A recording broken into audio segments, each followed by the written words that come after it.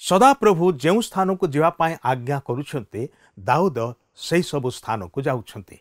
आम जीवन में ईश्वरंकर इच्छा जानिबा पाई आमे चेष्टा करिथाउ कि बा आममानकर इच्छा अनुसार आम माने निजे जीवन में बंची थाउ। दाऊद ताहांकर कार्य सफल हेबार कारण हैला से ईश्वरंकर इच्छा अनुसार जीवन काटिथिले। आज कौन आमे ईश्वरंकर आज्ञाबह हेउछु। जीसुंको मधुर वाक्य चला पथे साजे दीप आमरी चरण अलिभा आलोक देई जीवनर प्रतिपदे जीवनर प्रतिपदे बढ़ाई से सत्य पथे पथ प्रदर्शिका से जे पथ प्रदर्शिका पथ प्रदर्शिका पथ प्रदर्शिका। दर्शक बंधु नमस्कार। प्रभु जीशु ख्रीष्टंकर मधुर नाम रे आपण को पथ प्रदर्शिका कार्यक्रम को स्वागत करुछि। आपण आज केमिति अछंती? मोर विश्वास प्रभुंकर दया एवं अनुग्रह आपण आपणकर परिवार निश्चय भलरे थिबे। आपण नियमित आममानकर ए कार्यक्रम देखुचंती एवं ए कार्यक्रम रु शिक्षा लाभ करी आशीर्वाद प्राप्त होउचंती। सेतिपाई आम माने बहुत बहुत आनंदित अटु। आपण जदि ए पर्यंत आम संगे जोगाजोग करि नाहंती ताहले टीवी स्क्रीन रे जो नंबर टी दिया जाइछि सेही नंबर रे आज ही आम सहित जोगाजोग करंतु। आपणकर सुचिंतित मतामत जणैया पाई भूलंतु नाही। आमे आपणकर फोन कॉल रो अपेक्षा रे अछु। प्रिय बंधु, आमे प्रथम सामुएल पुस्तक अध्ययन करिबा समय रे ए विषय ध्यान करिथिलु जे से समय रे विचारकर्ता केही नथिले। जहा दृष्टि रे जहा उत्तम देखागला से ताहा कला। से माने निज इच्छा पथरे गले, निज इच्छा अनुसार जीवन काटिबा को आरंभ कले। ईश्वर जे इस्राएल लोकमान को आश्चर्य भावरे बंदित्व अवस्थारू दासत्व बंधनरू उद्धार करथिले से कथा से माने भूली गले। सेमानकर अनुरोध क्रमे ईश्वर सेमानकु साउलंकु राजा रूपे देले, जे समस्तंक ठारू डेंगा थिले, देखिबा को बहुत सुंदर थिले। किंतु से ईश्वरंकर अबाध्य हवा विषय आम माने अध्ययन करिछु। तापरे आम माने दाऊदंकु देखु जे लोकमानकर अति प्रिय पात्र थिले, कारण से सेमानकर शत्रु गलियाद को बद्ध करिथिले ओ ईश्वरंक मनर मत जणे व्यक्ति हेई पारिथिले। शेषरे से इस्राएल रो राजा हेले। आमे प्रथम सामुएल पुस्तक रे कथा देखु जे अन्य मानकर पाप हेतु दाऊदंकु कष्ट सहिबा को पड़िथिला। किंतु द्वितीय सामुएल पुस्तक निजर पाप निमंते समस्या मध्यरे थिबा आम माने दाऊदंक जीवन रे देखु। प्रथम सामुएल पुस्तक साउलंकर मृत्यु रे शेष होईची ओ द्वितीय सामुएल पुस्तक दाऊदंक ठारू आरंभ होईची। आमे देखु जे जणे अमालेकिया लोक एही संवाद दाऊदंकु देउछन्ते जे साउल ओ ताहांक पुत्र माने मरि अछन्ते। दाऊद आनंद करिबा आवश्यक थिला, कारण ताहांकर शत्रु साउल मरि अछि। कारण तांको विरुद्ध रे जो माने ठिया हिथिले से माने आ केही जीवित नाहंती।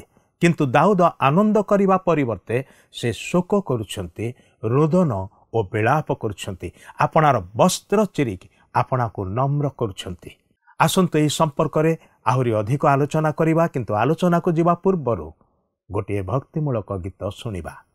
जगतर मुख परे आमे लवण स्वरूप लवणर गुण नेई भरी देवा सुस्वाद।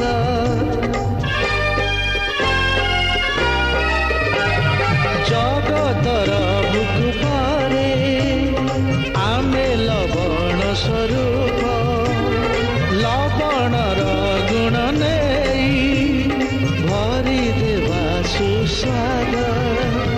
अंधकार दुनिया रे जिसुकर ज्योति बड़, अंधकार दुनिया रे जिसुकर ज्योति बड़ अविरत जलुथी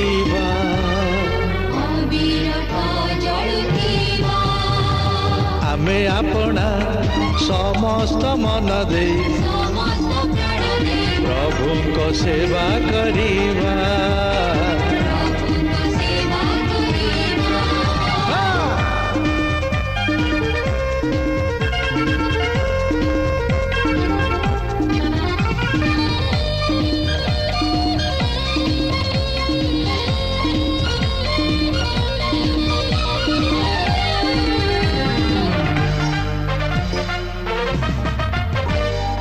ପ୍ରଭୁଙ୍କ ବାକ୍ୟ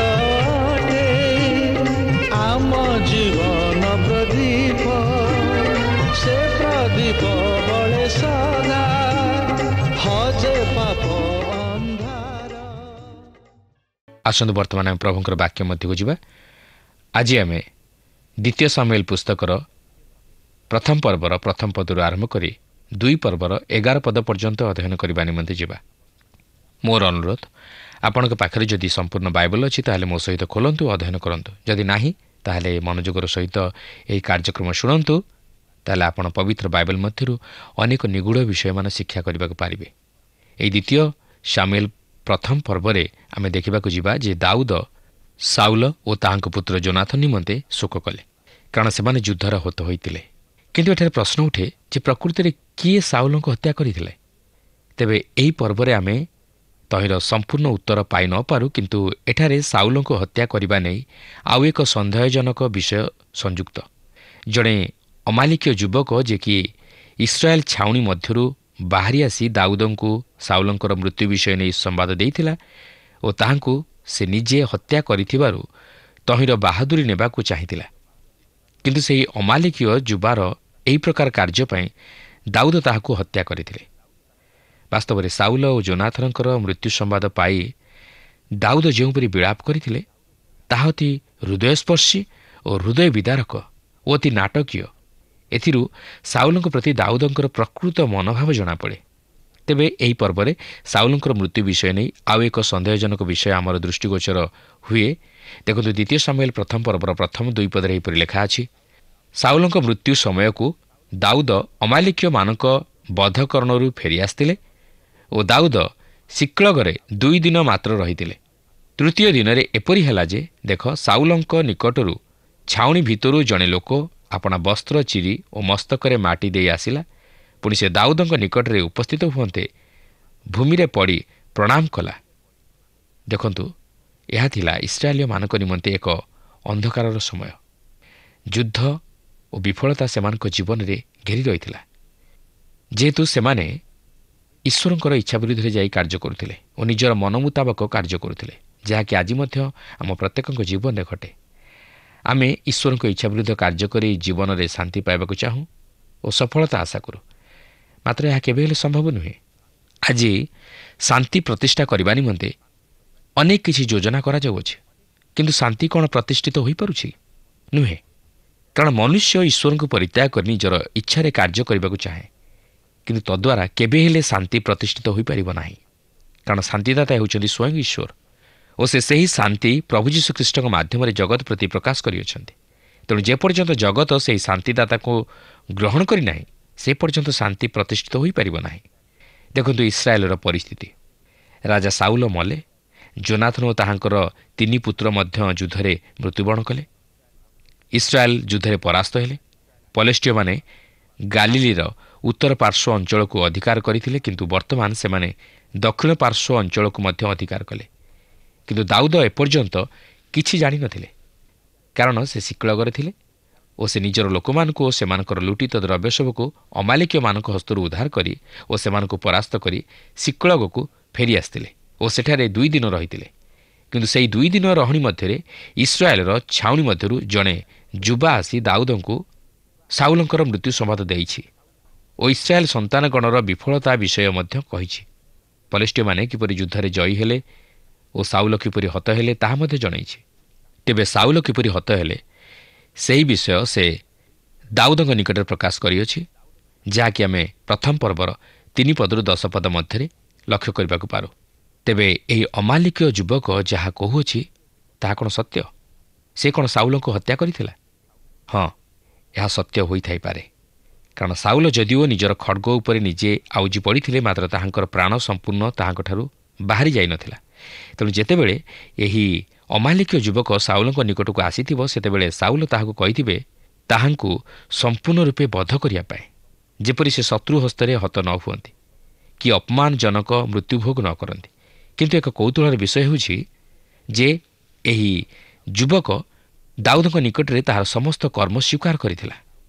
ଯାହା ଜଣାଯାଏ ସେ ସାଉଲଙ୍କୁ ହତ୍ୟା କରିଥିବାରୁ ତହିଁ ନିମନ୍ତେ ଦାଉଦଙ୍କ ମୁଖରୁ ତହିଁର ପ୍ରଶଂସା ଶୁଣିବା ନିମନ୍ତେ ଅପେକ୍ଷା କରୁଥିଲା, ଯେପରି ଦାଉଦ ତାହା ଉପରେ ଖୁସି ହୋଇ ତାହାକୁ କୌଣସି ପୁରସ୍କାର ଦେବେ ଓ ତାହାକୁ ଏକ ଉଚ୍ଚ ପଦରେ ରଖିବେ। ମାତ୍ର ଘଟଣାଟି ବିପରୀତ ଘଟିଲା, ଯାହାକି ଆମେ ପରବର୍ତ୍ତୀ ଅଂଶରେ ଲକ୍ଷ୍ୟ କରିବାକୁ ପାରିବା।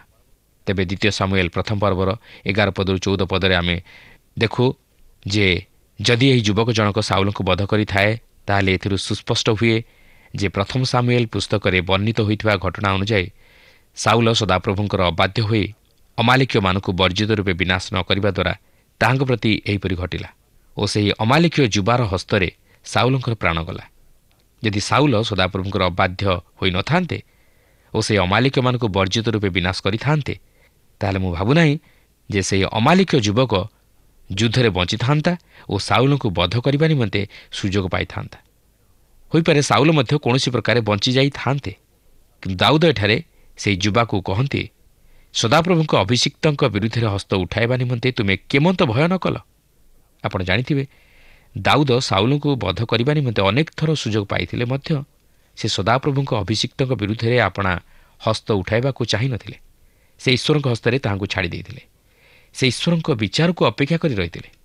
ଅନେକ ସମୟରେ ଆମେ ଈଶ୍ୱରଙ୍କ ଉପରେ ନିର୍ଭର ନ କରି ଓ ଈଶ୍ୱରଙ୍କ ଉପରେ ବିଚାର ଭାର ନ୍ୟସ୍ତ ନ କରି ଆମେ ନିଜେ ନିଜେ ଈଶ୍ୱରଙ୍କ କାର୍ଯ୍ୟରେ ହସ୍ତକ୍ଷେପ କରୁ ବା ଈଶ୍ୱରଙ୍କ ଇଚ୍ଛା ବିରୁଦ୍ଧରେ କାର୍ଯ୍ୟ କରୁ। କିନ୍ତୁ ତଦ୍ୱାରା ଆମେ ଈଶ୍ୱରଙ୍କ ଦ୍ୱାରା ବିଚାରିତ ହେଉ, ଈଶ୍ୱରଙ୍କର ଅସନ୍ତୋଷଜନକ କାର୍ଯ୍ୟ କରୁ। କାରଣ ପ୍ରତିଶୋଧ ନେବା ଆମର ଅଧିକାର ବୋଲି ଈଶ୍ୱର ତାଙ୍କର ବାକ୍ୟ ମଧ୍ୟ ଦେଇ ପ୍ରକାଶ କରିଅଛନ୍ତି। ତେଣୁ ଆମେ ଯେତେବେଳେ ଅନ୍ୟର ବିଚାର କରି ତହିଁର ପ୍ରତିଶୋଧ ନେବାକୁ ଚାହୁଁ ସେତେବେଳେ ଆମେ ଈଶ୍ୱରଙ୍କର ସାର୍ବଭୌମ କ୍ଷମତା ଉପରେ ହସ୍ତକ୍ଷେପ କରୁ, କିନ୍ତୁ ତଦ୍ୱାରା ଆମେ ନିଜେ ଈଶ୍ୱରଙ୍କ ଦ୍ୱାରା ବିଚାରିତ ହେଉ।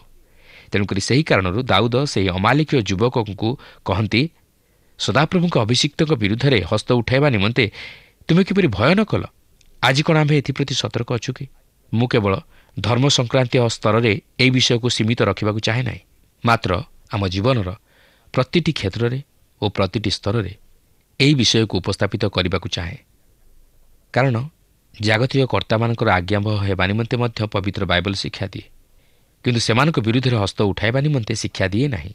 ମାତ୍ର ଏହା ନୁହେଁ ଯେ ଜାଗତିକ କର୍ତ୍ତାମାନେ ଅନ୍ୟାୟ ଅଧର୍ମ କଲେ ନୀରବ ରହିବା, ମାତ୍ର ସେମାନଙ୍କୁ ଶୃଙ୍ଖଳିତ କରିବା ନିମନ୍ତେ ଆଇନ କାନୁନ ମଧ୍ୟ ରହିଅଛି। ମାତ୍ର ସେମାନଙ୍କର ପ୍ରତିଶୋଧ ନେବା ନିମନ୍ତେ ବା ବ୍ୟକ୍ତିଗତ ସ୍ୱାର୍ଥକୁ ଦୃଷ୍ଟି ଆଗରେ ରଖି ସେମାନଙ୍କର ପ୍ରାଣ ବିନାଶ କରିବା ନିମନ୍ତେ ନୁହେଁ। 1 ପର୍ବର 15 ପଦରେ ଆମେ ଦେଖୁ ଯେ ଦାଉଦ ସେହି ଅମାଲିକ ଯୁବାକୁ ବଧ କଲେ, ଯେହେତୁ ସେ ସଦାପ୍ରଭୁଙ୍କର ଅଭିଷିକ୍ତଙ୍କୁ ବଧ କରିଥିଲା। ଆପଣଙ୍କ ମନରେ ପ୍ରଶ୍ନ ଆସିପାରେ ଯେ ଦାଉଦ ଏଠାରେ ଯାହା କଲେ ତାହା କ'ଣ ଠିକ୍ କଲେ? ହଁ, ସେ ଠିକ୍ କଲେ, କାରଣ ସେ ଈଶ୍ୱରଙ୍କ ଇଚ୍ଛାକୁ ସଫଳ କରିଥିଲେ। ଯେହେତୁ ଅମାଲିକୀୟମାନଙ୍କୁ ବର୍ଜିତ ରୂପେ ବିନାଶ କରିବା ନିମନ୍ତେ ଈଶ୍ୱର ଆଦେଶ ଦେଇଥିଲେ, ତାଛଡ଼ା ସେ ଈଶ୍ୱରଙ୍କ ବ୍ୟବସ୍ଥାକୁ ମଧ୍ୟ ପାଳନ କରିବାକୁ ଚାହିଁଥିଲେ, ଯେହେତୁ ସେହି ଯୁବା ସଦାପ୍ରଭୁଙ୍କ ଅଭିଷିକ୍ତଙ୍କ ବିରୁଦ୍ଧରେ ହସ୍ତ ଉଠାଇଥିଲା। ଏହାପରେ ପ୍ରଥମ ପର୍ବର 16 ପଦରେ ଆମେ ଦେଖୁ ଯେ ଏହି ଲୋକ ମିଛରେ କହୁଛି କି ସତରେ କହୁଛି ଦାଉଦ ତାହା ଜାଣିନଥିଲେ, କିନ୍ତୁ ସେ ତାହା ନିଜ ମୁଖରେ ସ୍ୱୀକାର କରିଥିବାରୁ ଦାଉଦ କହନ୍ତି ଯଦି ତୁମେ ମିଥ୍ୟା କହିଥାଅ ତାହେଲେ ମଧ୍ୟ ତୁମ୍ଭର ରକ୍ତ ତୁମ୍ଭ ମସ୍ତକରେ ବର୍ତ୍ତୁ, କାରଣ ତୁମ୍ଭରି ମୁଖ ତୁମ୍ଭ ବିରୁଦ୍ଧରେ ସାକ୍ଷ୍ୟ ଦେଇ କହିଅଛି ମୁଁ ସଦାପ୍ରଭୁଙ୍କ ଅଭିଷିକ୍ତଙ୍କୁ ବଦ୍ଧ କରିଅଛି। ତେବେ ମୁଁ ବିଶ୍ୱାସ କରେ ଯେ ସେହି ଯୁବା ସାଉଲଙ୍କୁ ବଧ କରିଥିଲା ଓ ଦାଉଦ ମଧ୍ୟ ତାହାର ବିଚାର କରିଥିଲେ। ଏହାପରେ ପ୍ରଥମ ପର୍ବର 17 ପଦରେ ଆମେ ଦେଖୁ ଯେ ସାଉଲ ଓ ତାହାଙ୍କ ପୁତ୍ର ଯୋନାଥନଙ୍କର ମୃତ୍ୟୁରେ ଦାଉଦ ଯେ ପ୍ରକୃତ ଅନ୍ତର ସହିତ ବିଳାପ କରିଥିଲେ ତାହା ଏଥିରୁ ଜଣାପଡ଼େ। ଏହା ମଧ୍ୟ ବାସ୍ତବ ବିଳାପ ଥିଲା। ତା ନ ହୋଇଥିଲେ ସେ ସେହି ଅମାଲିକୀୟ ଯୁବାକୁ ହତ୍ୟା କରିନଥାନ୍ତେ।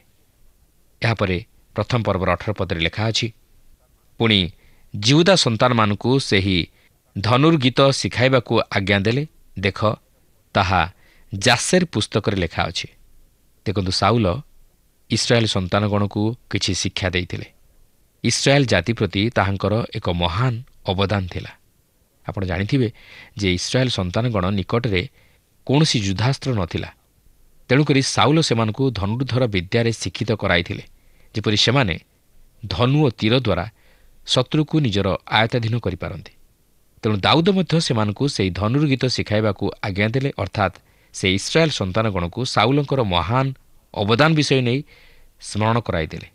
ଏହାପରେ ପ୍ରଥମ ପର୍ବର 19 ପଦରେ ଆମେ ଦେଖୁ ଯେ ଦାଉଦ ତାହାଙ୍କର ବିଳାପକୁ ଗୀତରେ ଏତେ ସୁନ୍ଦର ଭାବେ ରଚନା କରିଥିଲେ, ଯାହାକି ସ୍ୱତଃପ୍ରବୃତ୍ତ ଭାବେ ତାହାଙ୍କର ମନର ଭାବକୁ ପ୍ରକାଶ କରେ ଓ ଦାଉଦଙ୍କୁ ଇସ୍ରାଏଲ୍ର ଜଣେ ମଧୁର ଗୀତ ରଚକ ଭାବେ ଉପସ୍ଥାପିତ କରେ। ବାସ୍ତବରେ ଦାଉଦଙ୍କର ସାଉଲଙ୍କ ପ୍ରତି ତାହାଙ୍କ ହୃଦୟର ବାସ୍ତବ ଭାବ ଏଥିରେ ପ୍ରକଟିତ ହୁଏ।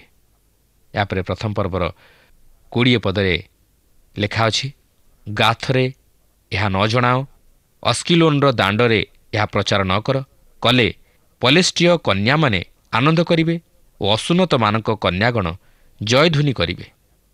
ଗାଥରେ ଏହା ନ ଜଣାଅ। ଦାଉଦ କାହିଁକି ଏପରି କହନ୍ତି? ଯେହେତୁ ଗାଥ ନଗର ହେଉଛି ପଲେଷ୍ଟୀୟମାନଙ୍କର ରାଜଧାନୀ। ଏହାପରେ ସେ କହନ୍ତି ଅସ୍କିଲୋନ୍ର ଦାଣ୍ଡରେ ଏହା ପ୍ରଚାର ନ କର, କାରଣ ଅସ୍କିଲୋନ୍ ସେହି ଗଜ୍ଜାର ପଥରେ ଅବସ୍ଥିତ ଥିଲା ଓ ଏହା ପଲେଷ୍ଟୀୟମାନଙ୍କର 5ଟି ସହର ମଧ୍ୟରୁ ଏକ ସହର ଥିଲା ବା 5ଟି ନଗର ମଧ୍ୟରୁ ଏକ ନଗର ଥିଲା। ଏହାପରେ ପ୍ରଥମ ପର୍ବର 21-22 ପଦରେ ଏପରି ଲେଖା ଅଛି, ହେ ଗିଲବୟ ପର୍ବତଗଣ, ତୁମମାନଙ୍କ ଉପରେ କାକର କି ବୃଷ୍ଟି ନ ପଡ଼ୁ, କିମ୍ବା ଉପହାରଜନକ କ୍ଷେତ୍ର ନ ହେଉ, କାରଣ ସେଠାରେ ବୀରମାନଙ୍କର ଢାଲ ମଳିନ ହେଲା, ସାଉଲଙ୍କର ଢାଲ ତୈଳରେ ଅନଭିଷିକ୍ତ ରହିଲା।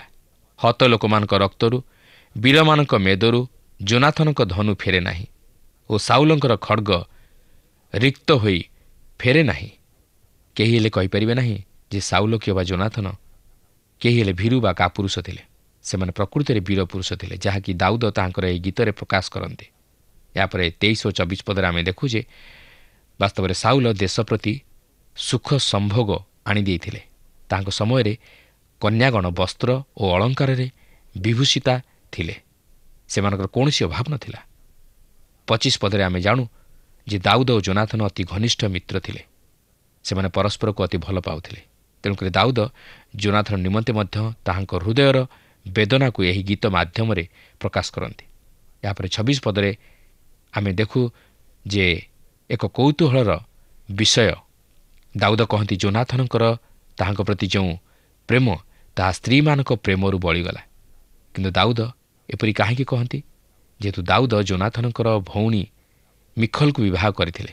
କିନ୍ତୁ ପରେ ଆମେ ଦେଖିବାକୁ ପାରିବା ଯେ ଯଦିଓ ସେ ପ୍ରଥମରୁ ଦାଉଦଙ୍କର ବୀରତ୍ୱ ଦେଖି ତାହାଙ୍କୁ ପ୍ରେମ କରିଥିଲା, ମାତ୍ର ସେ ପରେ ଦାଉଦଙ୍କୁ ତୁଚ୍ଛ କରିଥିଲା। ଦାଉଦ ତାହାଙ୍କର ସ୍ତ୍ରୀମାନଙ୍କଠାରୁ ସେତେଦୂର ପ୍ରେମ ପାଇପାରିନଥିଲେ। ସ୍ତ୍ରୀମାନଙ୍କ ସହିତ ତାହାଙ୍କର ସମସ୍ୟା ଥିଲା। କିନ୍ତୁ ଯୋନାଥନଙ୍କ କ୍ଷେତ୍ରରେ ସେ କହନ୍ତି ଯେ ଯୋନାଥନଙ୍କର ପ୍ରେମ ସ୍ତ୍ରୀମାନଙ୍କ ପ୍ରେମଠାରୁ ମଧ୍ୟ ବଳିଗଲା। ଏଥିରୁ ଆପଣ ଅନୁମାନ କରିପାରୁଥିବେ ଯେ ଯୋନାଥନ ଓ ଦାଉଦ ପରସ୍ପରକୁ କେତେ ଦୂର ଭଲ ପାଉନଥିଲେ। ଯୋନାଥନ ଜଣେ ବ୍ୟକ୍ତି ଯିଏକି ମରଣ ପର୍ଯ୍ୟନ୍ତ ଦାଉଦଙ୍କ ପ୍ରତି ଅତି ବିଶ୍ୱସ୍ତ ଥିଲେ ଓ ଦାଉଦଙ୍କର ଅତି ବିଶ୍ୱସ୍ତ ବନ୍ଧୁ ଥିଲେ। ଏପରିକି ଦାଉଦଙ୍କର ଅନୁକାରୀମାନେ ମଧ୍ୟ ଦାଉଦଙ୍କ ସହିତ ଅତି ଘନିଷ୍ଠତା ରକ୍ଷା କରିଥିଲେ, କାରଣ ତାହାଙ୍କର ସେହିପରି ଦକ୍ଷତା ଥିଲା। ଏହାପରେ ପ୍ରଥମ ପର୍ବର 27 ପଦରେ ଲେଖା ଅଛି, ବୀରମାନେ କିପରି ପତିତ ହେଲେ ଓ ଯୁଦ୍ଧାସ୍ତ୍ର ସକଳ ବିନଷ୍ଟ ହେଲା। ବିଶେଷ କରି ଯୋନାଥନଙ୍କ ନିମନ୍ତେ ଏହା ଥିଲା ଦାଉଦଙ୍କର ପ୍ରଶଂସା ସୂଚକ ଶବ୍ଦ। ସାଉଲ ଓ ତାହାଙ୍କ ପୁତ୍ର ଯୋନାଥନଙ୍କ ନିମନ୍ତେ ଏହା ଥିଲା ଦାଉଦଙ୍କର ହୃଦୟସ୍ପର୍ଶୀ ବିଳାପ। ଈଶ୍ୱରଙ୍କ ବାକ୍ୟ ମଧ୍ୟରେ ଏହା ଥିଲା ଏକ ଚମତ୍କାର ବିଳାପ, ଯାହାକି ଦାଉଦଙ୍କର ଅନ୍ତର ମଧ୍ୟରୁ ଉଦ୍ରେକ ହୋଇଥିଲା। ତେବେ ପରବର୍ତ୍ତୀ ଅଧ୍ୟାୟରେ ଆମେ ଦେଖିବାକୁ ଯିବା ଯେ ଦାଉଦ ଜିହୁଦା ଉପରେ ରାଜା ହେଲେ। ଆମେ ମଧ୍ୟ ଅବନରକୁ ଦେଖିବା, ଯିଏକି ସାଉଲଙ୍କର ସେନାପତି ଥିଲେ। ତେବେ ସାଉଲଙ୍କର ଯେ ସମସ୍ତ ଯାକ ପୁତ୍ର ଯୁଦ୍ଧରେ ହତ ହେଲେ ତାହା ନୁହେଁ, ମାତ୍ର ତାହାଙ୍କର ସାନ ପୁତ୍ର ଇସବୋଶତ ରକ୍ଷା ପାଇଯାଇଥିଲେ ଓ ଅବନର ତାହାଙ୍କୁ ଇସ୍ରାଏଲର ଅନ୍ୟ 11ଟି ଗୋଷ୍ଠୀ ଉପରେ ରାଜା କଲେ। ତେବେ ଗୃହଯୁଦ୍ଧ ମଧ୍ୟ ଘଟିଲା। ଦାଉଦ ଅବନର ଓ ସୈନ୍ୟମାନଙ୍କୁ ପରାସ୍ତ କଲେ। ଏହିପରି ଗୃହଯୁଦ୍ଧ ଦୀର୍ଘଦିନ ଧରି ଲାଗି ରହିବା ଫଳରେ ଇସ୍ରାଏଲ ଜାତି ଦୁର୍ବଳ ହୋଇଗଲେ। ଦାଉଦ ଶେଷରେ ଇସ୍ରାଏଲର 12ଟି ଯାକ ଗୋଷ୍ଠୀ ଉପରେ ରାଜା ହେଲେ। ସେ ପ୍ରଥମରେ ହିବ୍ରୋନକୁ ତାହାଙ୍କର ବାସସ୍ଥାନ କଲେ ଓ ଏହାପରେ ସେ ଜେରୁସାଲାମର ସିଓନ ପର୍ବତ ଆଡ଼କୁ ଅଗ୍ରସର ହେଲେ, ଯେଉଁ ସ୍ଥାନ କି ସମସ୍ତ ସ୍ଥାନ ଅପେକ୍ଷା ତାହାଙ୍କ ନିମନ୍ତେ ଅତି ଆନନ୍ଦମୟ ସ୍ଥାନ ଥିଲା। ତେବେ ଏହାପରେ ଆମେ ଯେଉଁ ବିଭାଗକୁ ଯିବା ତାହା ଐତିହାସିକ, ଯଦିଓ ଅନେକଙ୍କୁ ଏହା ଅତି ଉତ୍ସାହଜନକ ପରି ମନେ ହୁଏ ନାହିଁ, ମାତ୍ର ଏହି ଅଂଶରୁ ଆମେ ଅତି ହୃଦୟସ୍ପର୍ଶୀ ବିଷୟଗୁଡ଼ିକ ମଧ୍ୟ ଲକ୍ଷ୍ୟ କରିବାକୁ ପାରିବା ଓ ଅତି ଚମତ୍କାର ଆତ୍ମିକ ଶିକ୍ଷାମାନ ପାଇବାକୁ ପାରିବା। ବର୍ତ୍ତମାନ ଆମେ ଦ୍ୱିତୀୟ ସାମୁଏଲର 2 ପର୍ବଟିକୁ ଅଧ୍ୟୟନ କରିବା ନିମନ୍ତେ ଯିବା। ଦାଉଦ ଜିହୁଦା ଉପରେ ରାଜା ହେବାର ବିଷୟ ଆମେ ଏହି ପର୍ବରେ ଲକ୍ଷ୍ୟ କରିବାକୁ ଯିବା। ଦାଉଦ ଈଶ୍ୱରଙ୍କର ଚାଳନାରେ ପରିଚାଳିତ ହୋଇ ହିବ୍ରୋଣକୁ ଯାତ୍ରା କରନ୍ତି ଓ ସେଠାରେ ଜିହୁଦା ଉପରେ ରାଜା ହୁଅନ୍ତି। ଅବ୍ନର, ଯିଏକି ସାଉଲଙ୍କର ସେନାପତି ଥିଲେ, ସେ ସାଉଲଙ୍କର କନିଷ୍ଠ ପୁତ୍ର ଇସବୋଶତକୁ ଇସ୍ରାଏଲର ଅନ୍ୟ 11ଟି ଗୋଷ୍ଠୀ ଉପରେ ରାଜା ରୂପେ ଉପସ୍ଥାପିତ କରନ୍ତି। ଏହିପରି ଭାବେ ଗୃହଯୁଦ୍ଧ ଆରମ୍ଭ ହେଲା। ତେବେ ଦେଖନ୍ତୁ 2 ପର୍ବର ପ୍ରଥମ ପଦରେ ଲେଖା ଅଛି, ଏଥିଉତ୍ତରେ ଦାଉଦ ସଦାପ୍ରଭୁଙ୍କ ନିକଟରେ ପଚାରି କହିଲେ, ମୁଁ କ'ଣ ଜିହୁଦାର କୌଣସି ଏକ ନଗରକୁ ଯିବି? ସଦାପ୍ରଭୁ ତାଙ୍କୁ କହିଲେ, ଯାଅ। ପୁଣି ଦାଉଦ କହିଲେ, ମୁଁ କେଉଁଠାକୁ ଯିବି? ସେ କହିଲେ, ହିବ୍ରୋଣକୁ। ଏଥିଉତାରେ ବୋଲି ଏଠାରେ ଯେଉଁ ଶବ୍ଦଟି ପ୍ରୟୋଗ କରାଯାଇଅଛି, ଏହାର ଅର୍ଥ ହେଉଛି ଯେ ସାଉଲଙ୍କର ଓ ତାହାଙ୍କର ପୁତ୍ର ଜୋନାଥନଙ୍କର ମୃତ୍ୟୁ ପରେ ଓ ସେମାନଙ୍କ ନିମନ୍ତେ ବିଳାପ କରିବା ପରେ ଦାଉଦ ଏକ ପଦକ୍ଷେପ ନେବାକୁ ଯାଉଅଛନ୍ତି। କାରଣ ଦାଉଦ ଜାଣନ୍ତି ଯେ ସାଉଲ ମରିଯାଇଅଛନ୍ତି ଓ ତାହାଙ୍କ ପରେ କ'ଣ କରିବାକୁ ହେବ ତାହା ସେ ଜାଣିବା ପାଇଁ ଚାହାନ୍ତି। ତେଣୁକରି ସେ ସଦାପ୍ରଭୁଙ୍କୁ ପଚାରୁଛନ୍ତି, ମୁଁ କ'ଣ ଜିହୁଦାର କୌଣସି ଏକ ନଗରକୁ ଯିବି? କିନ୍ତୁ ସେ ସଦାପ୍ରଭୁଙ୍କୁ କାହିଁକି ଏପରି ପଚାରିଲେ? କାରଣ ସେ ସେହି ସମୟରେ ପଲିଷ୍ଟିୟମାନଙ୍କ ଦେଶରେ ଥିଲେ। ସାଉଲ ମୃତ୍ୟୁବରଣ କରିଥିଲେ ଓ ଦାଉଦ ତାହାଙ୍କ ପରେ ରାଜା ହେବାକୁ ଥିଲା। ତେଣୁକରି ସେ କିପରି ଓ କେଉଁଆଡ଼େ ଯିବେ ତାହା ସେ ଜାଣିବାକୁ ଚାହାନ୍ତି। କାରଣ ସେ ଜାଣିଥିଲେ ଯେ ଈଶ୍ୱର ହିଁ ତାହାଙ୍କର ଗତି ନିୟନ୍ତ୍ରଣକର୍ତ୍ତା। ତାହାଙ୍କ ଇଚ୍ଛା ବିହୁନେ କୌଣସି କାର୍ଯ୍ୟ ହୋଇନପାରେ, କିମ୍ବା ମନୁଷ୍ୟ ସଫଳତା ଲାଭ କରିନପାରେ। ତେଣୁକରି ସେ ଈଶ୍ୱରଙ୍କଠାରୁ ଯେପର୍ଯ୍ୟନ୍ତ ଚାଳନା ପାଇନାହାନ୍ତି ସେ ପର୍ଯ୍ୟନ୍ତ ସେ ତାହାଙ୍କର ଚାଳନାକୁ ଅପେକ୍ଷା କରି ରହିଥିଲେ। ଈଶ୍ୱର ତାହାଙ୍କୁ ହିବ୍ରୋଣକୁ ଯିବା ନିମନ୍ତେ କୁହନ୍ତି, କାରଣ ହିବ୍ରୋଣ ସେହି ପାଲେଷ୍ଟାଇନ୍ ଦେଶର ଦକ୍ଷିଣକୁ ଥିଲା। ଏହା ପଲିଷ୍ଟିୟମାନଙ୍କ ଦେଶଠାରୁ ବେଶୀ ଦୂରରେ ନଥିଲା। ଈଶ୍ୱର ତାହାଙ୍କୁ ପ୍ରଥମେ ସମଗ୍ର ଇସ୍ରାଏଲ ଉପରେ ରାଜତ୍ୱ କରିବାକୁ କହୁନାହାନ୍ତି, ମାତ୍ର ସେ ଧୀରେ ଧୀରେ ତାହାଙ୍କୁ ସମଗ୍ର ଇସ୍ରାଏଲ ଉପରେ ରାଜା ରୂପେ ପ୍ରତିଷ୍ଠିତ କରାଇବାକୁ ଯାଉଅଛନ୍ତି। ଈଶ୍ୱର ତାହାଙ୍କୁ ଅତି ସତର୍କତାର ସହିତ ଯିବା ପାଇଁ କହୁଛନ୍ତି। 2 ପର୍ବର 2 ପଦରେ ଆମେ ଦେଖୁ ଯେ ଦାଉଦ ତାହାଙ୍କର 2 ସ୍ତ୍ରୀଙ୍କୁ ସଙ୍ଗରେ ଘେନି ହିବ୍ରୋଣକୁ ଯାତ୍ରା କରୁଅଛନ୍ତି। କିନ୍ତୁ ଏଠାରେ ଆପଣ ପ୍ରଶ୍ନ କରିପାରନ୍ତି ଯେ ଈଶ୍ୱର କ'ଣ ତାହାଙ୍କୁ 2ଟି ସ୍ତ୍ରୀ ଗ୍ରହଣ କରିବା ନିମନ୍ତେ ଅନୁମତି ଦେଇଥିଲେ? ନୁହେଁ। ଆପଣ ଦେଖନ୍ତୁ, ଏଥିନିମନ୍ତେ ଦାଉଦ ମଧ୍ୟ ସମସ୍ୟାର ସମ୍ମୁଖୀନ ହୋଇଥିଲେ ଓ ପରେ ମଧ୍ୟ ସେ ଆହୁରି ଅଧିକ ସ୍ତ୍ରୀମାନଙ୍କୁ ଗ୍ରହଣ କରିଥିଲେ, ଯାହାକି ଈଶ୍ୱରଙ୍କ ଦୃଷ୍ଟିରେ ଗ୍ରହଣଯୋଗ୍ୟ ନଥିଲା ଓ ତହିଁର କୁପ୍ରଭାବ ମଧ୍ୟ ତାହାଙ୍କର ବଂଶଧରମାନଙ୍କ ପ୍ରତି ପଡ଼ିଥିଲା। 2 ସାମୁଏଲ 2 ପର୍ବର 3 ପଦରେ ଆମେ ଦେଖୁ ଯେ ଦାଉଦଙ୍କର ସଙ୍ଗୀମାନେ ମଧ୍ୟ ପରିବାର ସମେତ ଆସି ସେହି ହିବ୍ରୋଣରେ ବସବାସ କଲେ। ଏହାପରେ 4 ପଦରେ ଆମେ ଦେଖୁ ଯେ ଦାଉଦ ନିଜକୁ ରାଜା ହେବା ନିମନ୍ତେ ସୁଯୋଗ ଦେଉଛନ୍ତି। ତାଙ୍କ ନିଜ ଗୋଷ୍ଠୀର ଲୋକମାନେ ଆସି ତାହାଙ୍କୁ ରାଜାଭିଷିକ୍ତ କରାଉଛନ୍ତି ଓ ସେ ଜିହୁଦା ଉପରେ ରାଜା ହେଉଛନ୍ତି। 5 ପଦରେ ଆମେ ଦେଖୁ ଯେ ଦାଉଦ ଏକ ମହାନ ବୁଦ୍ଧିମାନର କାର୍ଯ୍ୟ କଲେ। ଯେଉଁ ଲୋକମାନେ ସାଉଲଙ୍କୁ କବର ଦେଇଥିଲେ, ଦାଉଦ ସେମାନଙ୍କୁ ଏଥିନିମନ୍ତେ ଧନ୍ୟବାଦ ଜଣାନ୍ତି। କାରଣ ଈଶ୍ୱରଙ୍କ ଅଭିଷିକ୍ତଙ୍କ ପ୍ରତି ଦାଉଦ ବିଶେଷ ସମ୍ମାନ ପ୍ରଦର୍ଶନ କରୁଥିଲେ। ସେ ସାଉଲଙ୍କୁ ବଧ କରିବା ନିମନ୍ତେ 2 ଥର ସୁଯୋଗ ପାଇଲେ ହେଁ ତାହାଙ୍କ ପ୍ରତି ହସ୍ତ ଉଠାଇ ନଥିଲେ। କିନ୍ତୁ ତାହାଙ୍କର ଅନେକ ଉତ୍ତମ ବିଷୟ ତାହାଙ୍କର ପାପ ଘୋଡ଼ାଇ ଦିଏ। ଯେପରି ଏକ ଘନ ମେଘବାଦଲ ଆକାଶରେ ଘୋଟି ଆସେ, ପୃଥିବୀ ଉପରେ ପଡ଼ୁଥିବା ସୂର୍ଯ୍ୟ ରଶ୍ମିକୁ ଘୋଡ଼ାଇ ପକାଏ। କିନ୍ତୁ ଅନେକ କ୍ଷେତ୍ରରେ ଦାଉଦ ତାହାଙ୍କର ପରାକାଷ୍ଠା ପ୍ରଦର୍ଶନ କରି ଏକ ମହାନ ବ୍ୟକ୍ତି ହୋଇପାରିଥିଲେ। କିନ୍ତୁ ପରେ ତାହାଙ୍କର ପାପ ନିମନ୍ତେ ଦାଉଦଙ୍କୁ ସାରା ଜୀବନ ତହିଁର ପ୍ରତିଫଳ ଭୋଗ କରିବାକୁ ପଡ଼ିଥିଲା। କାରଣ ଆମେ ଯଦିଓ ନିଜର ପାପ ନିମନ୍ତେ ଅନୁତାପ କରି ସ୍ୱୀକାର କରିବା ଦ୍ୱାରା ପାପରୁ ଉଦ୍ଧାର ପାଇଥାଉ, ମାତ୍ର ସେହି ପାପର ପ୍ରତିଫଳ ଆମକୁ ଭୋଗ କରିବାକୁ ହୋଇଥାଏ। କାରଣ ପବିତ୍ର ବାଇବଲ କହେ, ମନୁଷ୍ୟ ଯାହା ବୁଣେ ତାହା ହିଁ ସେ କାଟିବ। ଦେଖନ୍ତୁ, ଦାଉଦ ସେହି ଜାବେସ୍ ଗିଲିୟଦର ଲୋକମାନଙ୍କୁ ସେମାନଙ୍କର ଏହିପରି କାର୍ଯ୍ୟ ନିମନ୍ତେ କୃତଜ୍ଞତା ଜ୍ଞାପନ କରୁଅଛନ୍ତି, ଯାହାକି 2 ପର୍ବର 6 ପଦରୁ 7 ପଦ ମଧ୍ୟରେ ଲେଖା ଅଛି। ଦାଉଦ ସେମାନଙ୍କୁ ଧନ୍ୟବାଦ ଜ୍ଞାପନ କରିବା ସଙ୍ଗେ ସଙ୍ଗେ କୃତଜ୍ଞତା ମଧ୍ୟ ଜ୍ଞାପନ କରନ୍ତି ଓ ସେ ବର୍ତ୍ତମାନ ତାଙ୍କର ଲୋକମାନଙ୍କର ମନକୁ ସାଉଲଙ୍କ ଠାରୁ ଫେରାଇ ଆଣି ତାହାଙ୍କ ଆଡ଼କୁ ଆକୃଷ୍ଟ କରାଇବାକୁ ଚାହାନ୍ତି ଓ ଯେଉଁପରି ଭାବେ ସେମାନେ ସାଉଲଙ୍କ ପ୍ରତି ସହାନୁଭୂତି ତଥା ସମ୍ମାନ ପ୍ରଦର୍ଶନ କରୁଥିଲେ, ସେ ମଧ୍ୟ ସେମାନଙ୍କଠାରୁ ସେହିପରି ଆଶା କରନ୍ତି। ସେ ସେମାନଙ୍କର ମନୋଭାବକୁ ତାହାଙ୍କ ପ୍ରତି ଆକର୍ଷିତ କରାଇବାକୁ ଚାହାନ୍ତି। ଆମେ ମଧ୍ୟ ଜାଣି ରଖିବା ଉଚିତ ଯେ ସାଉଲ ଓ ଜୋନାଥନଙ୍କର ପୁତ୍ରମାନେ ଥିଲେ। ସେମାନଙ୍କ ମଧ୍ୟରୁ ଜଣେ ସିଂହାସନର ଅଧିକାରୀ ହୋଇଥିଲେ, କିନ୍ତୁ ଈଶ୍ୱରଙ୍କର ଯୋଜନା ଅନୁଯାୟୀ ନୁହେଁ। ସାଉଲଙ୍କର ସେନାପତି ଅବ୍ନର ସେମାନଙ୍କ ମଧ୍ୟରୁ ଜଣକୁ ସାଉଲଙ୍କ ପରେ ତାହାଙ୍କ ପଦରେ ରାଜାଭିଷିକ୍ତ କରାଇଥିଲେ। ଆଉ ଲକ୍ଷ୍ୟ କରନ୍ତୁ ସେ କ'ଣ କଲେ। 8 ଓ 9 ପଦରେ ଆମେ ଦେଖୁ ଯେ ଇସ୍ରାଏଲ ଓ ଜିହୁଦା ମଧ୍ୟରେ ରାଜ୍ୟ ବିଭକ୍ତ ହେବାର ଆରମ୍ଭ ସମୟକୁ ଲକ୍ଷ୍ୟ କରୁଅଛୁ, ଯାହାକି ପରେ ଦାଉଦଙ୍କ ପୁତ୍ର ସଲୋମନଙ୍କର ରାଜତ୍ୱ ପରେ ଜାରବିଆମଙ୍କ ଦ୍ୱାରା ଘଟିଥିଲା ଓ ସଲୋମନଙ୍କର ପୁତ୍ର ରିହବ୍ୟାମଙ୍କ ସମୟରେ ରାଜ୍ୟ 2 ଭାଗରେ ବିଭକ୍ତ ହୋଇଗଲା। କିନ୍ତୁ ଏଠାରେ ଆମେ ପ୍ରଥମ କରି ତହିଁର ଆରମ୍ଭ ଲକ୍ଷ୍ୟ କରୁଅଛୁ। ପ୍ରଥମେ ଦାଉଦ ଜିହୁଦାର ଦକ୍ଷିଣ ରାଜ୍ୟର ରାଜା ହେଲେ, ମାତ୍ର ଉତ୍ତର ରାଜ୍ୟର ଗୋଷ୍ଠୀମାନେ ଅର୍ଥାତ୍ ଇସ୍ରାଏଲର ଅନ୍ୟ ଗୋଷ୍ଠୀମାନେ ସାଉଲଙ୍କର ପୁତ୍ର ଇସିବୋଶତକୁ ଇସ୍ରାଏଲ ଉପରେ ରାଜାଭିଷିକ୍ତ କଲେ। ମାତ୍ର ତହିଁର ନେତୃତ୍ୱ ନେଇଥିଲେ ସାଉଲଙ୍କର ସେନାପତି ଅବନର। ଏହାପରେ 2 ପର୍ବର 10 ଓ 11 ପଦରେ ଆମେ ଦେଖୁ ଯେ ଏହା ଗୃହଯୁଦ୍ଧର ଏକ ମଧ୍ୟାହ୍ନକାଳୀନ ବିରତି ଥିଲା, ଯେଉଁ ଯୁଦ୍ଧ କି ଇସ୍ରାଏଲ ବଂଶ ଓ ଜିହୁଦା ବଂଶ ମଧ୍ୟରେ ପରେ ଅନୁଷ୍ଠିତ ହୋଇଥିଲା।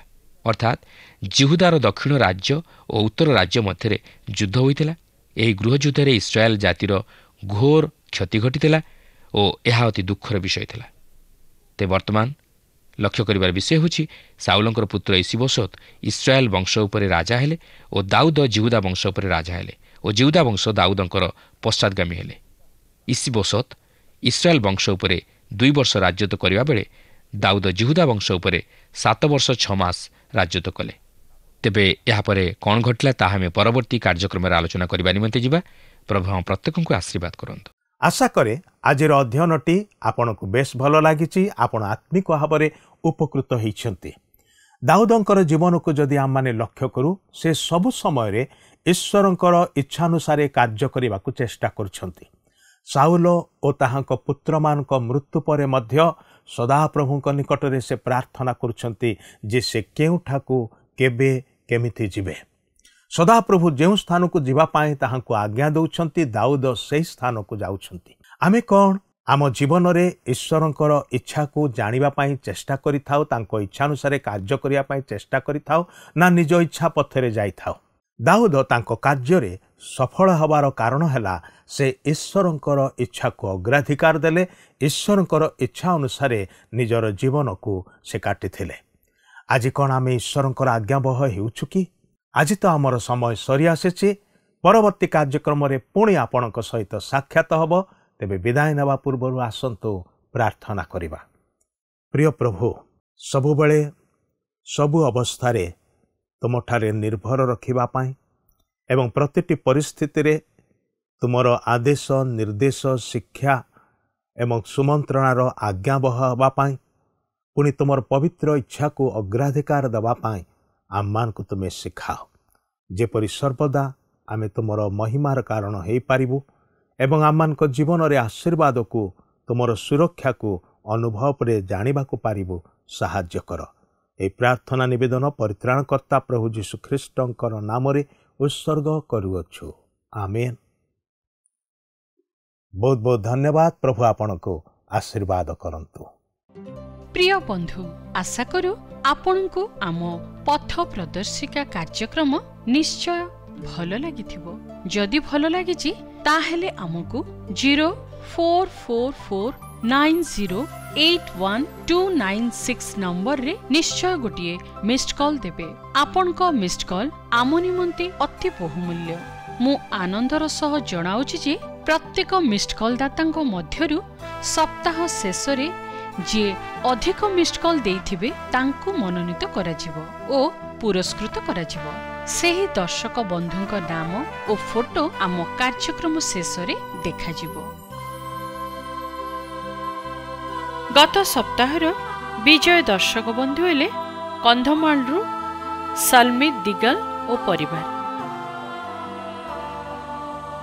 ପ୍ରାର୍ଥନା ଓ ଅଧିକ ଜାଣିବା ନିମନ୍ତେ ଫୋନରେ ଆମ ସହ ଯୋଗାଯୋଗ କରିପାରିବେ। ଆମ ଟେଲିଫୋନ ନମ୍ବର ହେଲା 9777221415 ଆଉ ଆମ ଠିକଣା ଟିଭି ସ୍କ୍ରିନରେ ଦିଆଯାଇଅଛି। ଧନ୍ୟବାଦ।